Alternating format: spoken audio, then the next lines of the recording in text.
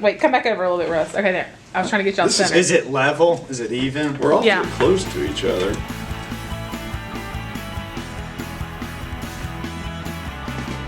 Welcome to the Front Porch, Empower Mississippi's weekly podcast adventure, vlog, whatever you want to call it. I am President Russ Latino. I'm here with communications guru Brett Kittredge. We've got a good program this week. We skipped last week because Brett was down sunning on the beach. And we'll talk at Disney World, yeah. hanging out in Orlando.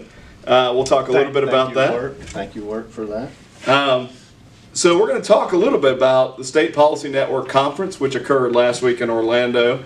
Empower Mississippi was nominated for a national award for its work around criminal justice reform, and I want to dig into that. We'll talk this week about the 20th anniversary of 9/11, obviously a sobering event that changed a lot of lives in the trajectory of this country, and reflect back on it. But I wanted to start with something a little bit more lighthearted. For me, this is like Christmas at the beginning of the fall, where we get college football back. Exciting weekend, some great football, some unexpected losses in the top 10 this week. Great game between Georgia and Clemson. I see you're sporting your Ole Miss shirt.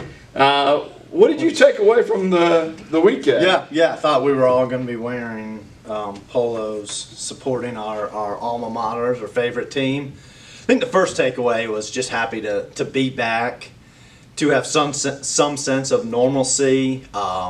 College football just really in a lot of ways represents just America, and sort of that normalcy was there, and seeing the large stadiums across the country. It didn't matter. It wasn't are you Republican or Democrat type thing. It was just who do you cheer for.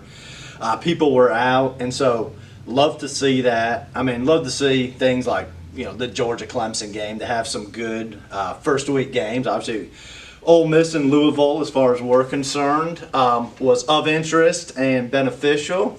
I think Mississippi State, you're sort of like, we got the W, let's just leave it and move on. I've been there on opening weekends when Ole Miss lost to Jacksonville State. I would have taken a 1-point win in that game. And so just excited for things. Sort of as much as things change, they kind of don't, though. Yeah, and we were talking about this before we started today, and you're right, the stadiums were packed. Yep. People were excited to be back. There is a part of the country that has decided that it is willing to live with the risk of COVID, that they want to live normal lives again. I think that's right. And I mean, you saw it, as I mentioned, saw it in Madison, Wisconsin, the clip of them for the third quarter, or the fourth quarter, where they do jump around, where you just had the packed stadium all in red and white. The city probably voted 90% for Biden. Madison's a very liberal college town. To your reddest of places like College Station, where you had over 100,000 people. Excited. Grove will be open for the first time. Obviously, Junction was open this past weekend. And so it's just neat. It just feels good. It's sort of hit different. It's almost like you got chill bumps, like if you were younger in a lot of ways. So it's neat. I got to tell you, that jump around tradition in Wisconsin is phenomenal. Like, my wife and I were both kind of pumped and a little jealous watching it on television. I agree. It reminded me a little bit, at Vaught Hemingway, we used to do the whole lock the Vaught, where we would join arms and do the sway. Yeah. It reminded me of that. A lot of good energy. I've got a degree from Ole Miss. I know you do too. I've got a nephew that's playing football at Southern and a nephew that's playing football at State.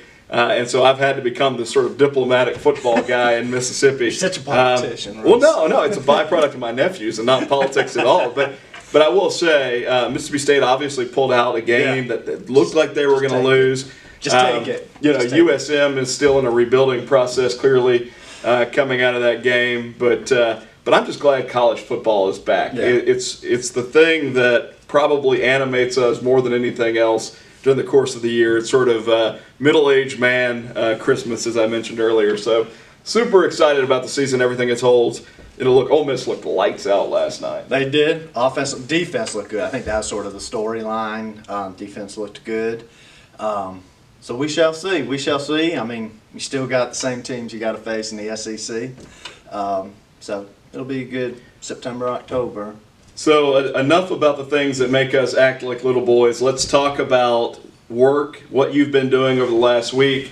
You were down in Orlando at the State Policy Network Conference.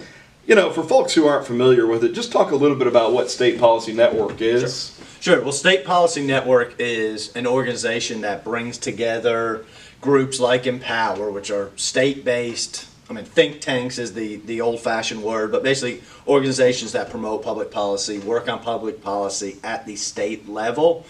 So every state has at least one organization. In Mississippi, we obviously have Empower as well as Mississippi Center for Public Policy, who are both representatives of SPN. And so just once a year for annual meeting, we get together. It's among the things that we do with SPN in terms of our work with SPN.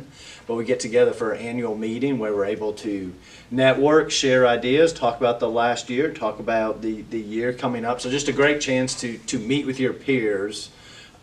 Every state is different. That's one of the good things about SPN. It's not that we get any orders from them. That it's each state is working on their own things, but we certainly look for areas on neat things other states are doing. So it is just a great event. Yeah, it's a great opportunity to share ideas with people who are like-minded, who are dealing with similar issues in other states. But very much along that idea of Justice Louis Brandeis and the laboratories of democracies in the states, individual think tanks in a lot of ways are going their own way, focused on their own priorities, and using their own tactics to try and advance those priorities.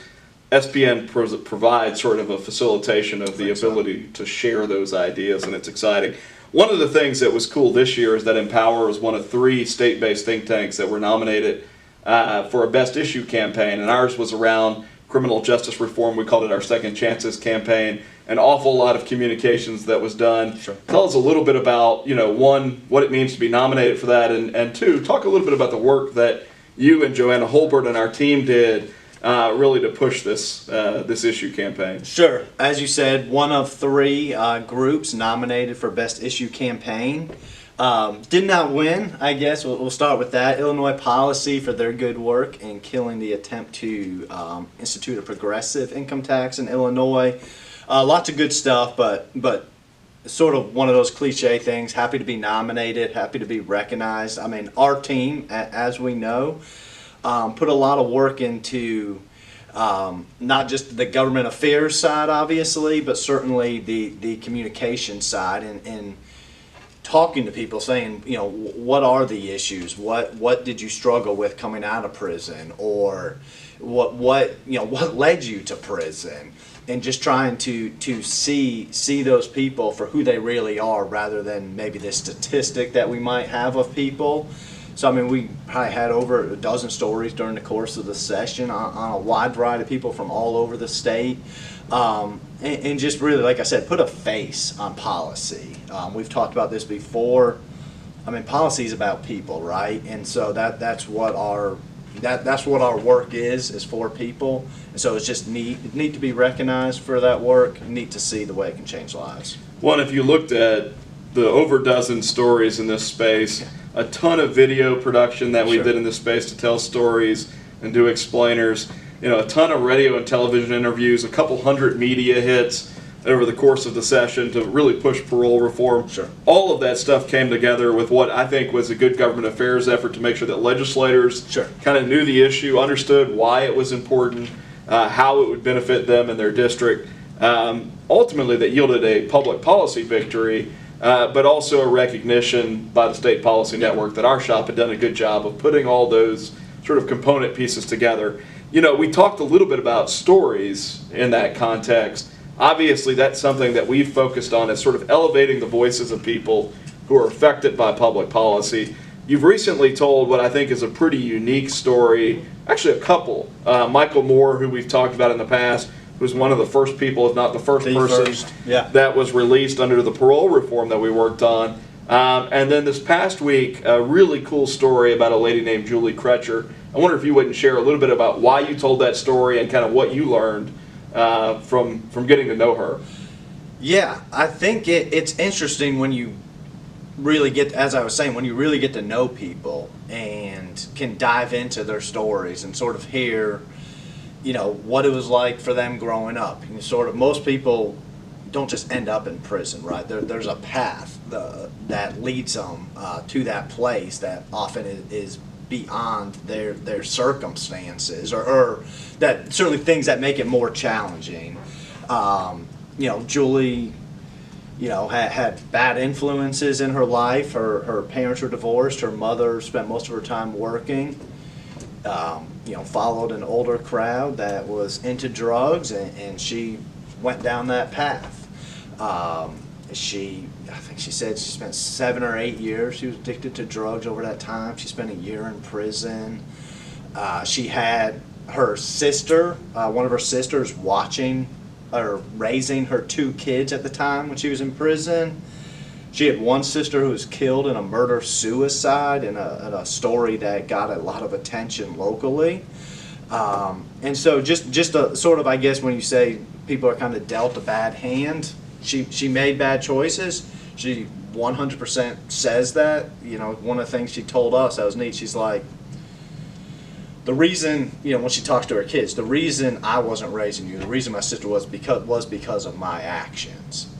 But my actions don't have to define me. You don't have to be a statistic for the rest of your life. She went to prison, served her sentence, found work went to rehabilitation to where she found work, and for the past several years she's been working at Muse Bath, has moved up there, and just found that stability that she never had in her life.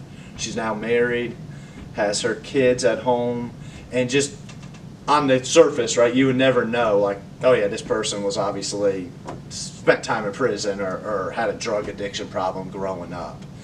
And again, it's sort of like you can never tell, but at the same time, everyone has their own story. Everyone has a chance at redemption. No, it's incredible, and I think what you just hit on is the perfect kind of closing point, which is hers is a story of redemption, right? Mm-hmm. There are so many people that have been dealt a bad hand or go through things in life, whether it's their choices or other people's choices, that put them in a bad spot. But that doesn't have to define who they are. Right. And she's found a way to be redeemed, and is evidence, really, that people can make mistakes and then find that path to redemption. The other thing that I think is just so pivotal from her story is the role that work plays. Correct. The ability to find a job, and we know this not just because of Julie Crutcher, but because of statistics from across the country. The ability to find a job if you've had trouble, if you've been formerly incarcerated, is the number one indicator if you're going to get back in trouble or not. And so that's why work is so vitally important, not just for people who are coming out of those bad circumstances, but candidly for everyone, because it's how we find purpose, it's how we find meaning. In a lot of ways, it's what we're proud of at the end of the day, that we've accomplished something through work. And so it's one of the reasons that we focus on it here. But I think Julie's story is an incredibly powerful story. Would highly recommend, if you've got an opportunity, to check it out at empowerms.org. And it's probably playing on a Facebook page near you as well. Facebook, YouTube, and just to reiterate that, is that every person we've talked to has said that about work, about the ability to get a job, how much it meant to them, and it's sort of one of the things we take for granted, or for whatever reason we don't think about it, what a crucial thing that is. And I mean, there are significant barriers for those leaving prison. And so, so for her to be able to find this work changed her life. Brett, I'm super proud of the work that we are doing in terms of storytelling, identifying people, and really connecting others to the reality that people who are in the system are people, right? That have made mistakes and are capable of more. This is the 20th anniversary this week of September 11th, and you and I have reflected on September 11th a couple different times in recent weeks, really in different contexts. I think about where I was and the experience, and I think about where we are now. It's really hard for me to grasp that it's been 20 years. I spent the weekend watching video from 9/11, 20 years ago, and every bit of that raw emotion comes back when you watch those grainy photos or videos of that day. And I can vividly remember sitting in my dorm room, having watched some of the coverage around the first tower being hit, and seeing the second plane come into the second tower, and realizing this wasn't some sort of accident. This was legitimately an attack. The United States was under attack. And for a person that grew up in the United States in a fairly safe era, post-Cold War, that vulnerability hits you like a ton of bricks because you don't think something like that can happen. And it really changed the way I think a lot of people think about security and safety in this country. I'm curious, what was your sort of 9/11 experience? I know you're slightly younger than I am. I'm guessing you would have been in early high school? I was a junior. Okay. Yeah, junior in high school. You know, I guess, I mean, a couple of the images or thoughts, and we'll plug your op-ed. You'll have, depending when you hear this, you'll have an op-ed talking about running the Daily Journal and various channels reflecting on 9/11 and sort of what it means and where we are as we're talking about here. Yeah, I mean, I was a junior in high school. Oh yeah, I mean, maybe even more innocent, I guess, right? My interests were, you know, sports, you know, driver's license, things like that. You know, No, I important understand. things, I guess. I understand. School, I suppose. Things that 16-year-old Yes, males think about. that you should think about. And yeah, sort of to what you say, is this real? Sort of, you know, what does this mean? It's like, I didn't know. I guess I could have told you who the president was. Probably not a whole lot more. I had no real interest in politics at the time or following policy. This was sort of what got me interested in it.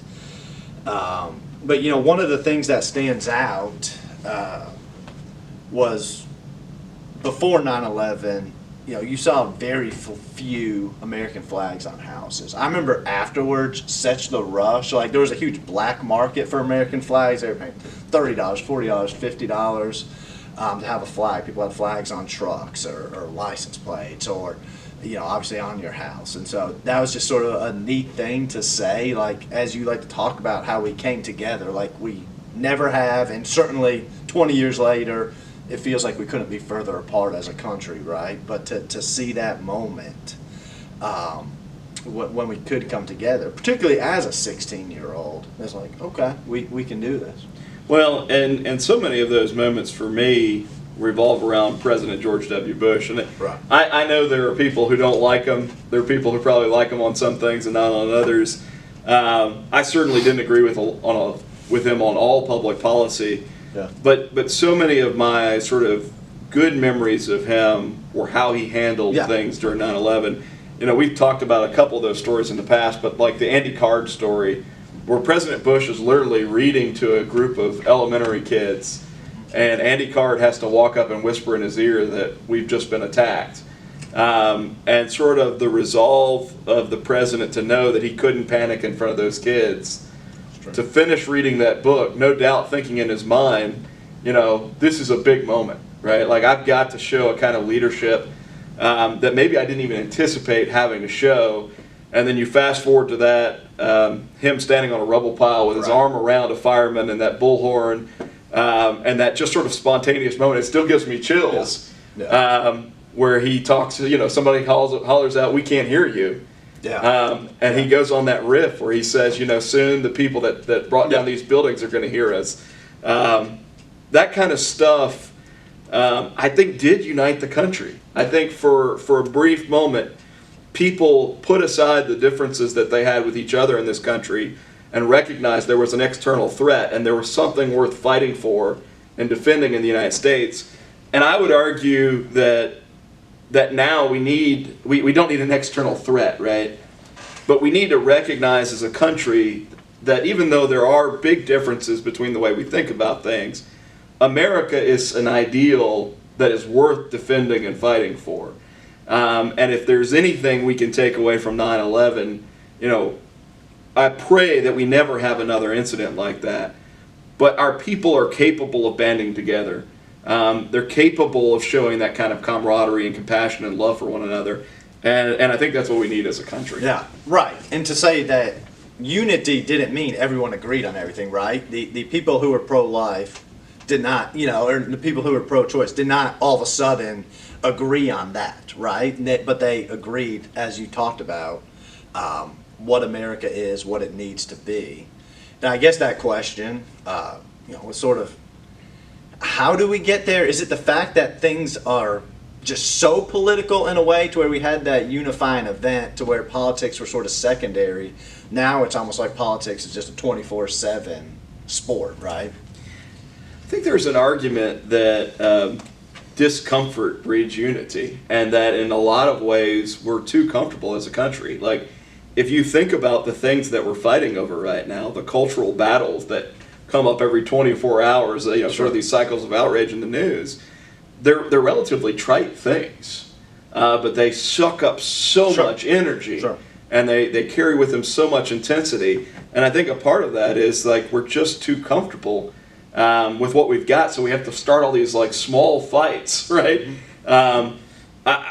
I would love to think that we could apply the kind of energy that we see on a day-to-day basis in political debate to solving important problems like poverty in America, or how do we improve our education system, or how do we make sure there's opportunity in this country for the next generation, instead of fighting over, the war on Christmas or whatever the outrage du jour might be during the day. I don't know the magic switch to get us there.